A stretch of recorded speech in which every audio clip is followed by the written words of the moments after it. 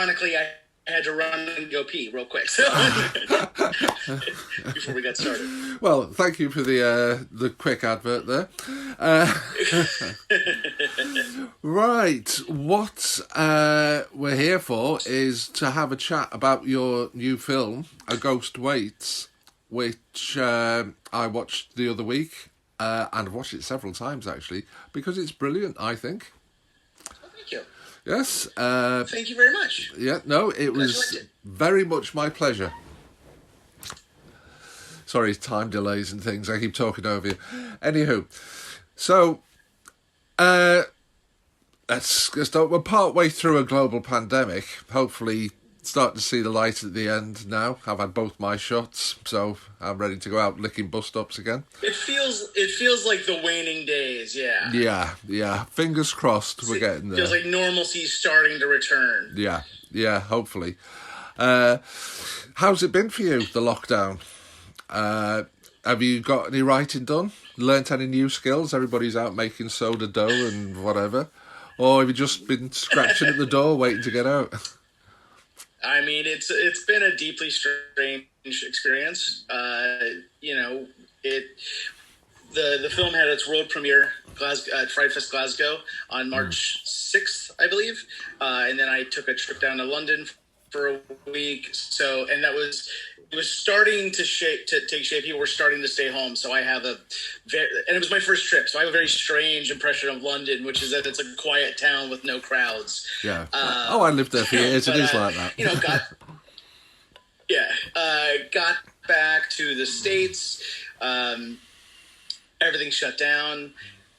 And I did get some writing done. Early on, we had a company that asked about A Ghost Waits and passed, but was interested in what else I was working on. I sent them a script, or the first 20 pages of a script, which they really liked. And so I wrote a draft of that, finished it in early July, thinking, okay, I'm going to take a little break and then get the notes and finish the next draft. And then August, Fright Fest happened, and we won a bunch of awards, and that was when Arrow first reached out about, like, okay, we're interested in acquiring the film. And then we had another festival. We had a few festivals in October, and then it just really amped up. And I spent, the next months through like February of this year, really working on the release for Arrow, putting together the bonus features for the Blu-ray and all that. So I both got some writing done and learned new skills because I can now author a Blu-ray. Excellent. Well done. So one of the little quirky features that I enjoyed about it is that it opens with a kind of 60s, 70s style, our feature presentation. Yes.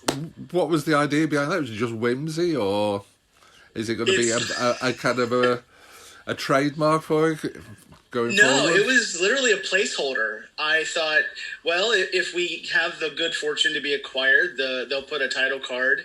And so I want to leave room because I don't know, I guess I'm a bit more of a control freak than I think I am. I thought, like, okay, well, there's going to be music and there's going to be sound, so let's put something in place so that, if somebody wants to distribute the film, they can put that there.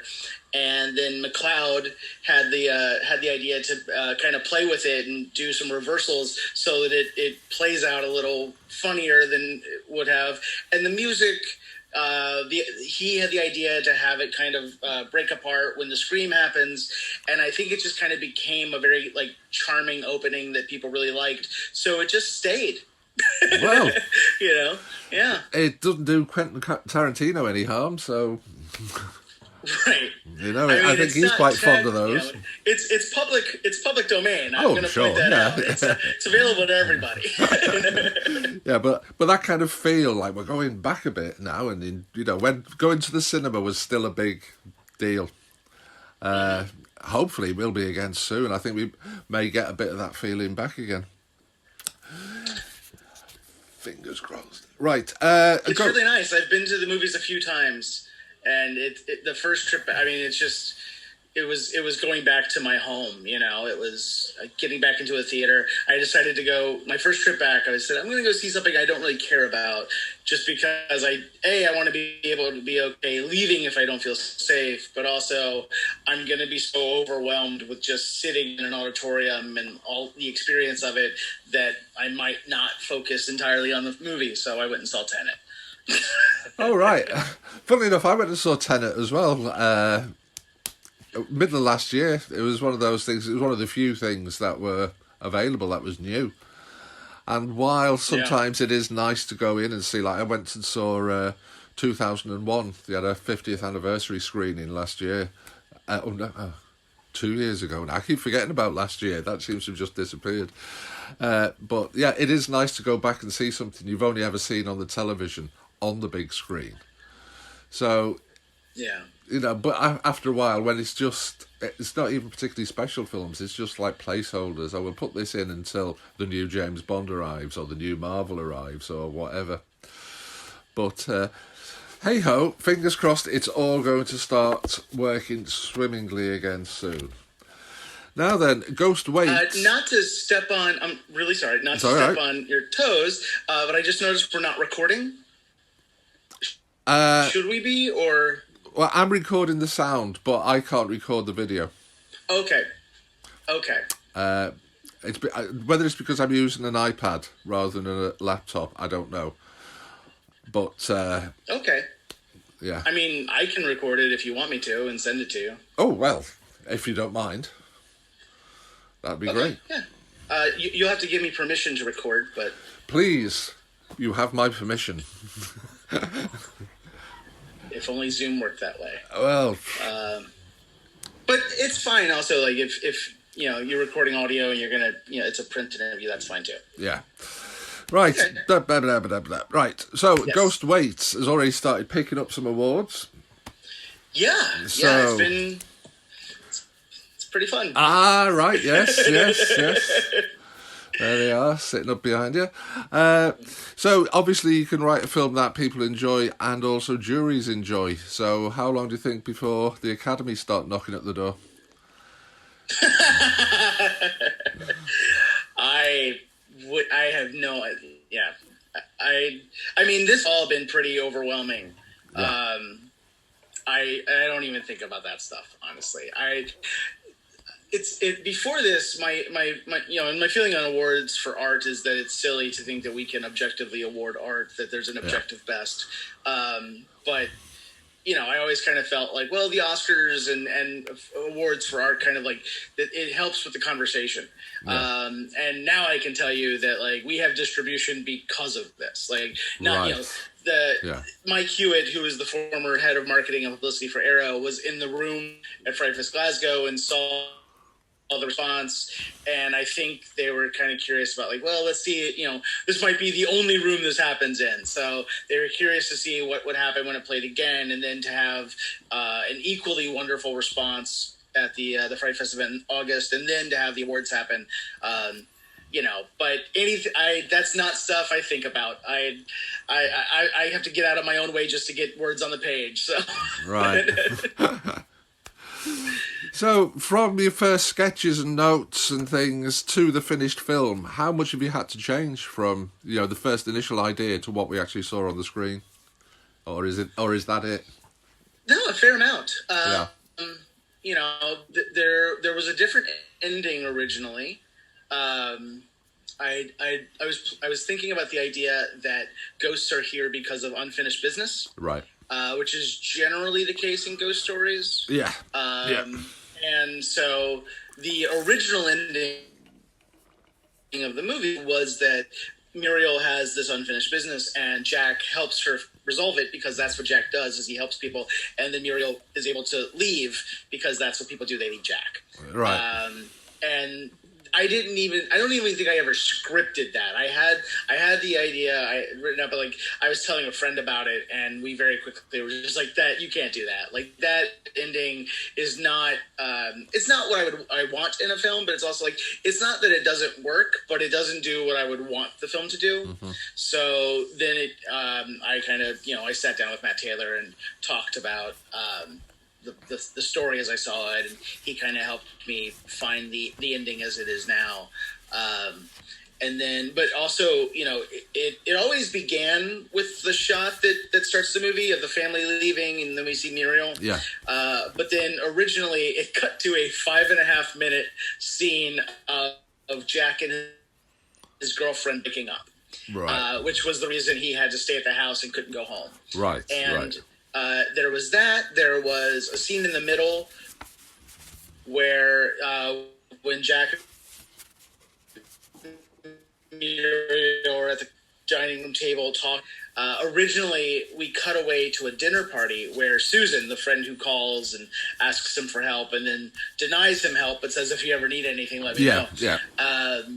She's having a dinner party with some friends, and we get to hear kind of an external view of Jack, which is her friend saying, "Oh, that guy, like, I mean, he's fine, but God, he's so depressing." And then at the end, there was a funeral. We had Jack's funeral, which is sparsely attended, and he ends up being eulogized by a funeral director who's never met him. That's it, yeah. And what I learned in editing was that anytime we left the house, the spell of the movie broke. We could go to the ghost realm, but we couldn't go to another place. Right. So I just cut those things. And the movie was much stronger all of a sudden, and I had to send a bunch of emails apologizing to people who had been cut out of the film. Oh dear, yeah. So when you are writing, how do you like to set yourself up? I mean, you're in what appears to be a home office. Is that where you do your work, or do you like to sit somewhere in a big comfy chair looking out of a window? Or Starbucks, more coffee. This is a fairly recent development. Right. Okay. Yeah, I like to write in coffee shops and bars. Yeah. I mean, I can write pretty much anywhere. It is very nice having an office now. I can close the door and work. But it's I like being around people. I find the coffee shops and bars, there's an energy. Even if I'm listening to music or something, there's an energy around me that it feels very tethered to the, because when you're writing, your head can kind of get up your ass a bit, and you forget that there's a world outside of you. So it's nice to be around other people and kind of be reminded of like our shared humanity. Yeah. Especially because I tend to write very heightened things. Right. So. Right. Okay. So, who would you say has been an inspiration to you, both as a writer and as a director? Ooh, that's a good. Well, I had my phase in my 20s of wanting to write like Quentin Tarantino and Kevin Smith and Paul Thomas Anderson and Aaron Sorkin and all those like anyone else. I think Robert Altman has been a huge influence. You can see over my shoulder I have a poster of MASH. Yeah. I think he is probably one of the most responsible, one of the figures most responsible for what I find cinematic. Right. His roving camera, his eye for humanity, his kind of curiosity, where the scene is full of people leading lives, and all of them are interesting. I'm fascinated by that. Mike Nichols was a huge influence and an inspiration. I mentioned Tarantino. These days, he's not as big a figure for me, but Pulp Fiction is a very large reason why I'm here. Yeah.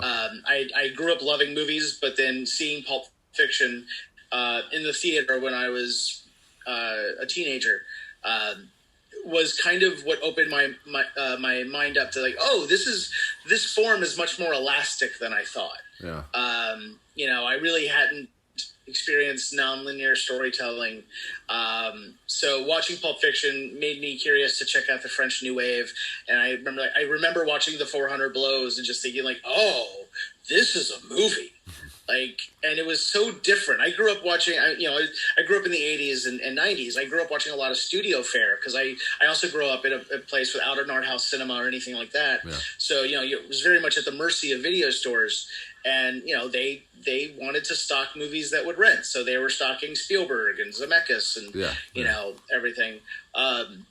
So it wasn't until kind of later in high school and then out of school that I got into foreign cinema, very independent, cinema.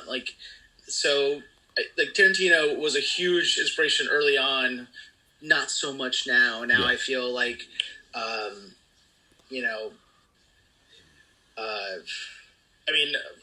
of course, right now, Justin Benson and Aaron Moorhead are amazing, and I adore what they're doing. I think Amy Seimetz is one of the most exciting filmmakers out there right now. She Dies Tomorrow was one of my favorite things I saw last year. Yeah, Barry Jenkins obviously is doing insane work. I cannot wait to sit down to have time to sit down and watch the Underground Railroad. And Robert Zemeckis, I should say, I love his work. Oh, yeah. Him and Joe Dante, I think, are severely underrated. Gremlins 2 is legitimately my second favorite movie after Do the Right Thing. So, Right. So now that you've managed it, in your opinion, which do you think is going to be harder, getting started or keeping going? So you've got one under your belt. Do you think it would be harder to do the second one? Or do you think now that you've broken the ice, it'll fly? Rob, that is a damn good question. That is a really good question. So, because it's very interesting. It's been this experience has been fascinating. I've learned a lot about myself through it. With A Ghost Waits, the stakes were very high personally. I knew that I wanted to make a movie and I needed to see if I could. Yeah. But professionally, the stakes were super low. Nobody cares about somebody they've never heard of making a movie for no money. Now there's expectations. Now there's people watching over my shoulder. Now I'm missing deadlines left and right.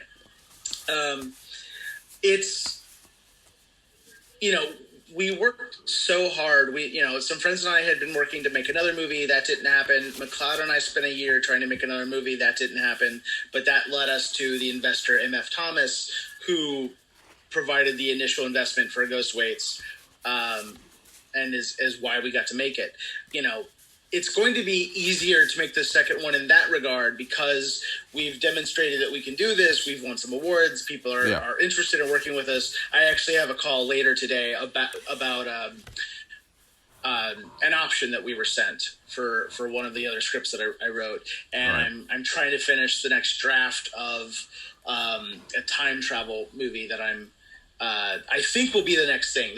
We already have a few companies interested in it, so that one, and some of them already have financing, so it's it is personally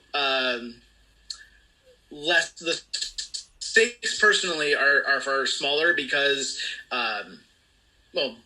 because I know I can do this. Yeah. Professionally, though, the stakes are much higher because now it's we had 5 years. We had 5 years to make A Ghost Waits, and A Ghost Waits would not be as good as it is without all that time. Our investors were so patient. And now it's just God, can we do this again? Can we do this without 5 years? Can we do this on a much more compressed timeline? But we're going to have actual support. We'll have a team as opposed to what we had last time, which was us, just us. I think kind of both, and I'm really excited about it. I cannot wait to see what it's like to have support, but also, be part of a bigger apparatus. Sure. Right. Brilliant. Well, just one thing. If it, you said it's a time travel movie.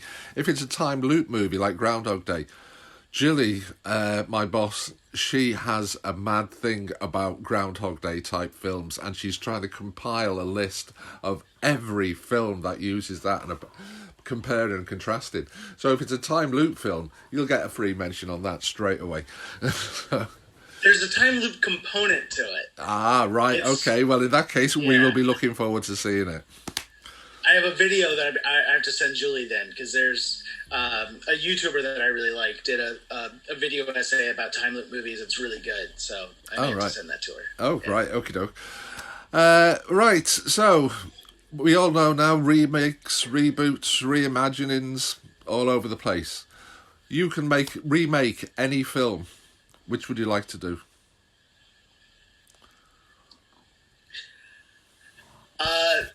This is funny because I was just talking about this yesterday. Do you remember the movie Copland, 1997 James Mangold film? Sylvester Stallone. No, that was. I was doing a lot of commuting then, but I never got to the cinemas. That was my dry period in the late 90s. Okay. But, I just had to rewatch it for a podcast. Right. And we were talking about, like, it has so many interesting ideas that it just kind of never pays off because there's just so much. And it's a very 90s film. It's, it's Miramax at, like, in their heyday. So the cast is ridiculous and, it's just all these amazing people. But and in the course of the conversation, we're just like, you know what? Like, I don't normally think about remakes, and I don't normally think about, like, turning a show into a miniseries or a movie into a miniseries.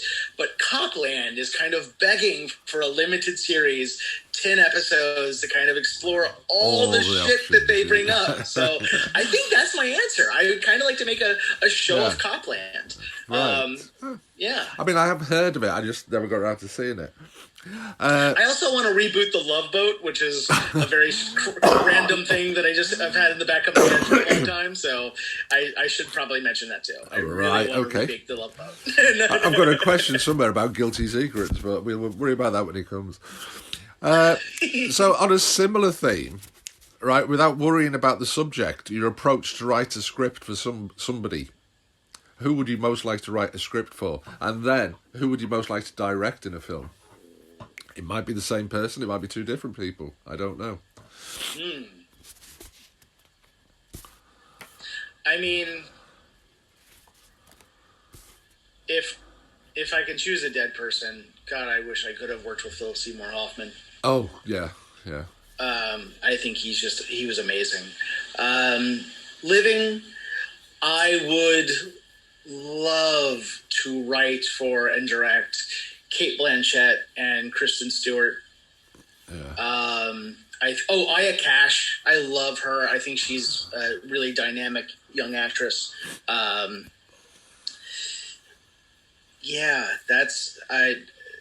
think those are definitely the names that leap to my mind first. Yeah. I think they're really interesting. And Annie Murphy, who was on Schitt's Creek, right? Who played Alexis. Yeah. I mean, the thing I'm writing right now, I really want her to be in, and I think she would be perfect for the main character. So I guess I should say her, because I'm actively I don't know her, and obviously we haven't approached her yet because the script isn't done.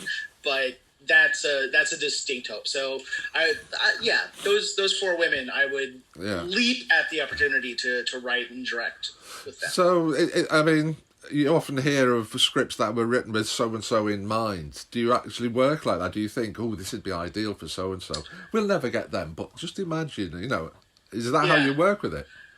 I really don't do the same thing twice. It's always a different process. But funnily enough, in the case of A Ghost Waits, the four main roles were all written for people, for specific actors. Jack and Ms. Henry are the ones that are played by those people. Right. Muriel and Rosie were written for a friend and an acquaintance, respectively, who both got cast on TV shows, and so they were unavailable. Oh, right. And which opened up, the door for the miracle that is Natalie Walker and Sydney Vollmer to come in, and and the movies. Obviously, like, every movie could have been a million different movies along the way, but, now I find it very difficult to think of Muriel in any way other than how Natalie played her. Yeah. I think, yeah. But yeah, in the case of this, especially McLeod, we had been working together. We've been wanting to make a movie together for a long time. We met on the set of another movie, and we had lived together for a little bit. And I gotten to see just how talented he is. Right.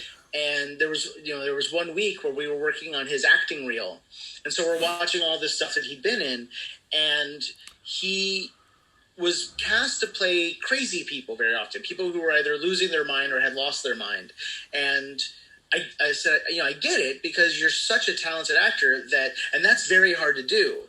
So, you want somebody good, but also like when you see it all and like kind of on top of each other, because you're watching them all for the real, it's like, you can do so much else. I want to see you fall in love and save the world. So when this became a viable project,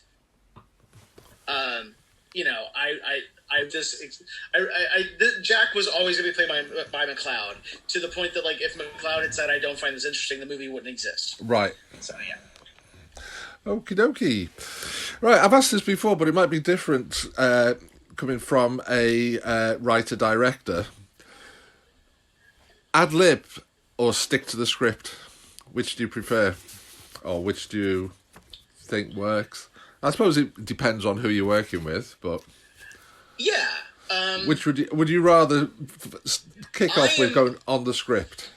Sorry, it's very warm here. The sun has come out. So I am a fan of the best idea.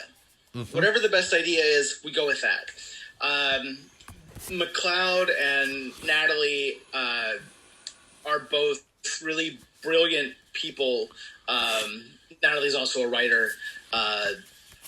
Brilliant people who are really funny and have great ideas. And they also have a theatrical training. They have a theatrical background. So they're very familiar with digging into the text and, and kind of workshopping it and all of that. There's some ad-libs in A Ghost Waits, not as much as you might think. Right. They both wanted to stick to the script. But I'm not precious about the script. I always tell actors, like, make it work for you. My philosophy with actors actually is that if we're fortunate enough to have the movie have legs, you will be more associated with the characters than I will be. So make them yours.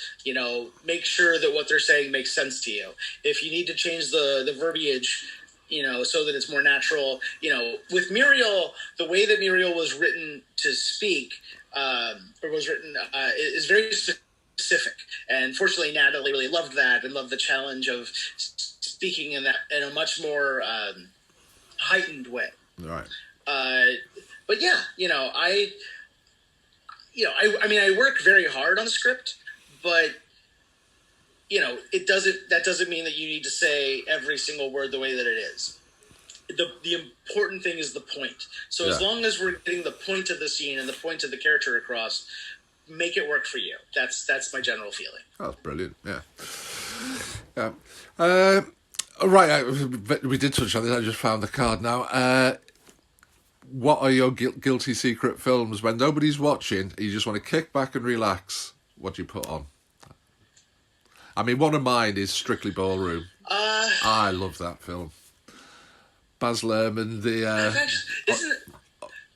Australian Federation ballroom dancing, and there's a lad who wants to go his own. Yeah. And I've watched it dozens of times, and at the very end, with that dance sequence, the hairs still stand up on the back of my neck. It is brilliant. It's Baz Luhrmann's first feature film. So I should watch that. I love him, and I adore Moulin Rouge. So I don't really have guilty pleasures. I feel movies were always there for me at my lowest point, so I never really feel guilty for liking one. Like I said, my second favorite movie is Gremlins 2, and like I've seen the face that people make enough times when you say that. We're like, you can't be serious. But it's really fun. Yeah. But and the story behind it is, I really love of Joe Dante not wanting to make this and basically just like continuously throwing out bargaining chips that he thought they would say no to, and they said yes, and he got to make this complete batshit, satire of capitalism and American exceptionalism, and I just think it's so much better than people give it credit for. but I mean the movies that I return to over and over. In Bruges, I love In Bruges. If I'm sick, I'm gonna throw that on at some point. Love Moulin Rouge. I've seen that many, many, many times.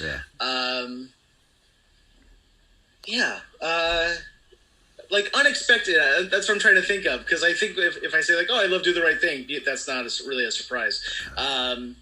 Synecdoche, New York, I adore. The Mission Impossible movies. I saw Mission Impossible Fallout 6 times in the theater. Right. I adore that movie. So, okay then. So, along the lines of that, what makes a film great for you? You know, are there certain qualities that make a film better or worse, like cinematography, script, performances, etc.? My favorite thing about a movie, about cinema, and like the thing that always, if somebody can take a very specific experience that is fraught and complicated and allow you into their perspective so that you can experience it as they did, that is just the best. I love when a movie has curiosity and empathy and can show me something that I had never seen before. Mm-hmm. A great performance, it's harmony. This is what makes a great movie. Harmony. Because there's so many movies that have a great performance, but totally perfunctory directing. Right. Or, cinematography where it looked like the cinematographer might not have even been on set. There's so many, or it has great cinematography, but the acting is terrible. Or wooden. The thing that makes a great movie is harmony. When everybody on set somehow is on the same frequency and they're just vibing and everything works in conjunction with everything else. That's what makes a movie chef's kiss great. Fantastic. Yeah, very good. Yes. Martin Scorsese. He's a chap. He works somewhere in films. I'm not 100% sure where. Big fan. He famously said he doesn't want people to watch his films on small mobile devices. Say no smaller than a big iPad. What's your opinion? Do you think, hell, as long as they're watching them, I don't care. So watch them on a phone. That is exactly it. Yeah. As long as they're watching. A Ghost Waits is a small movie. It's a very personal movie. It's a very idiosyncratic movie. Yeah. So we're very aware of what we made. So our feeling, we thought, we'll probably have to self-distribute. We're going to fight for every inch we can get, every eye we can get. So to have a company like Arrow support us, and to see online people really just letting it into their hearts and their minds. Watch it on your phone. I mean, we didn't, I'm sure Mike Potter would and I've seen it on a big screen and it looks great. But, it wasn't shot in scope or anything. We kind of knew we were going to live on the internet, live on TV, on laptops and, maybe a TV like the one next to me that's, I think this is 43 inch. It's yeah, that'll probably be the biggest screen it plays, and then we got to see it at a drive-in. I understand, especially of that generation, I understand the draw of, no, this is made for a big, Spielberg and Scorsese and all these guys that are marshaling hundreds of people and millions of dollars. I get it, but I think you don't really hear younger filmmakers talk about that because it's just a cultural evolution. Right. And I mean, I'm not going to watch a movie on my phone, but I'm going to watch a movie on my computer. I've done plenty of that. I'm sitting right here is where I watched the new Ben Wheatley movie when it played, was it Sundance or South by? When it played a festival earlier this year. Yeah. And it was weird. It was kind of weird to me to watch. I love Ben Wheatley. That's somebody I should have mentioned. He's a huge inspiration. I think he's one of the most exciting filmmakers out there. Watching his movie on my computer, even though it's on my monitor that, for color correction and everything, so it's perfect image, it was still just this is a little odd. I think I'm old enough to still kind of mythologize the theatrical experience, but no, I'm anybody who wants to watch our movie. Watch it. That's such a miracle. Watch it however you want. Yeah. Brilliant. Yeah. We're over the 40 minutes now, so I've got a feeling Zoom could cut off at any time. There's just the two of us, so there's no limit. But I have got through all my questions. There was one that occurred to me, though. Ghost Waits is shot in black and white. Now, is that budget constraints, or is that you wanted to make it in black and white? Because I think it works brilliantly in black and white. Well, thank you. This is one of those places where the creative and technical are the same thing. I love the black and white aesthetic. I love old movies. And I like new movies that shoot in black and white. I love the aesthetic. And I remember I was on a location scout with Chenny Chen, who was our unit production manager. And I told her, I think I want to make the movie in black and white. And she said, no, absolutely not. And fair play, because we got a lot of no's from festivals and distributors just because of the black and white. Yeah. So we shot it in color, and we had planned to release it in color. I still have a mock-up on my computer of what Muriel would look like in ghost mode in color.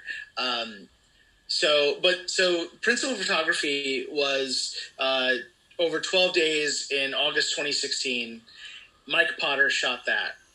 He used his camera, which was a Blackmagic Ursa, which is a 4K, Ursa Mini, which is a 4K, and my Blackmagic Pocket Cinema, which is a digital 16. And he had a minimal lighting rig, but some lights. Well, we had to do pickups. We did 2 sets of pickups, 4 days in April 2017, 4 days in February 2018. And I shot those, and we didn't have any lights. We were using natural light. So when I was cutting it together and then color correcting and making my attempt at color correcting, 2 different shooters, 2 different, it didn't quite end together, shot to shot. And it's entirely possible that no one would have noticed, but I would have noticed, and it would have driven me insane. Yeah. So, and I was driving myself crazy trying to get it to match up. And went, hey, have you thought about making it in white? Oh yeah. And so I don't know if you ever heard of LUT. It's like a color correction algorithm. You can just drop it onto footage, and it basically adjusts it to a certain kind of color correction. So I dropped a black and white LUT on the footage, and immediately it was right. Especially seeing Muriel in black and white, which is yep, that's the movie. Yeah. So it was a creative decision that also was brought about by technical concerns. Yeah. Yes. Well, all I know is it worked for me. I thought it was brilliant. Thank you. Yeah. I'm so glad. My pleasure. Yeah, I mean, as I say, I've run out of all my official questions now. The way I found A Ghost Waits was Mondays. Apple TV, the iTunes store, that's when it updates what films are available. And so I go there Monday afternoon flicking through, because I'm retired now. I flick through and I think, oh, that looks interesting, that looks interesting. And I saw this vivid pink and black thing, and I thought, oh, is this some kind of 70s, reshot onto digital thing like that? It looked a bit like a Dario Argento or something. Let's have a look. A ghost film. And it says coming out next week. And I thought, oh, it looks all right. It was ridiculously cheaply priced as well, I thought. But I thought, oh, what the hell? I'll give it a try. And when it came and it was a new film, I was, oh my. And then that is when I reached out to you, because I thought, what I've been doing in lockdown is I've been reviewing a lot of independent films, because not being able to get out to see the mainstream ones. But Gilly, who I mentioned before, she has got links with the indie film market.